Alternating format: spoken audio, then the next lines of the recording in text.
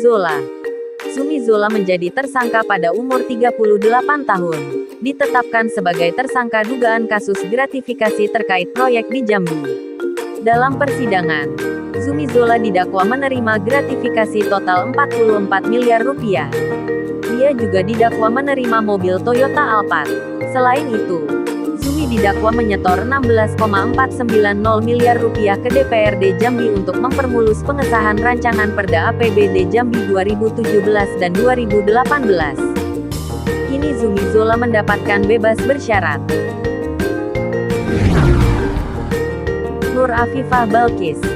Nur Afifah baru berusia 24 tahun ketika menjadi satu dari 10 orang yang tertangkap OTT KPK dalam kasus dugaan suap yang melibatkan Bupati Penajam Pasir Utara PPU Kalimantan Timur, Abdul Ghafur Masud. Nur Afifah menjabat sebagai Bendahara Umum DPC Partai Demokrat Balikpapan. Nur Afifah Balkis diduga berperan untuk mengelola uang hasil suap.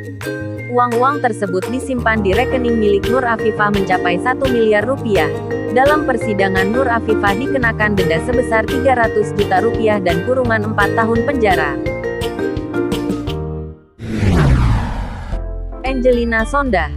Angelina ditetapkan sebagai tersangka kasus korupsi Wisma Atlet oleh KPK pada tanggal 3 Februari tahun 2012. Saat itu, Angel masih menjabat sebagai anggota DPR dari fraksi Partai Demokrat sekaligus anggota Badan Anggaran DPR. Angel terbukti melakukan tindak pidana korupsi dengan menerima pemberian uang senilai 2,5 miliar rupiah dan 1.200.000 dolar Amerika dari grup Permai. Pengadilan menjatuhkan vonis berupa hukuman 10 tahun penjara terhadap Angel. Ia juga dihukum denda 250 juta rupiah subsidiar 6 bulan kurungan. Angel bebas pada bulan Maret tahun 2022 lalu. M. Syahrial. KPK menetapkan M. Syahrial sebagai tersangka kasus dugaan korupsi lelang jabatan di pemerintah kota Tanjung Balai pada 2019. Syahrial meminta uang sebesar 200 juta rupiah ke tersangka Yusmada yang ingin menjadi sekretaris daerah Tanjung Balai. Selain itu, M. Syahrial juga ditetapkan sebagai tersangka suap karena diduga memberi suap kepada eks-penyidik KPK dari Polri, AKP Stefanus Robin. Suap itu diduga diberikan agar Robin mengurus perkara dugaan korupsi yang menyangkut Syahrial, yakni terkait dengan jual beli jabatan di kasus ini. Akibat perbuatannya, Syahrial divonis 4 tahun penjara dan denda 100 juta rupiah. M. Nazarudin.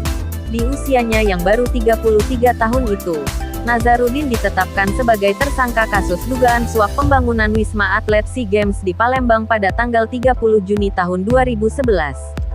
Nazarudin ditangkap di Kolombia setelah melarikan diri ke berbagai negara. Hakim Pengadilan Tipikor Jakarta menjatuhkan vonis hukuman 4 tahun dan 10 bulan penjara serta denda 200 juta rupiah subsidiar 4 bulan kurungan penjara kepada Nazarudin pada tanggal 20 April tahun 2012. Nazarudin dinilai terbukti melakukan tindak pidana korupsi dengan menerima suap berupa cek senilai 4,6 miliar rupiah dari PT Duta Graha Indah. Jangan lupa like, komen, dan subscribe.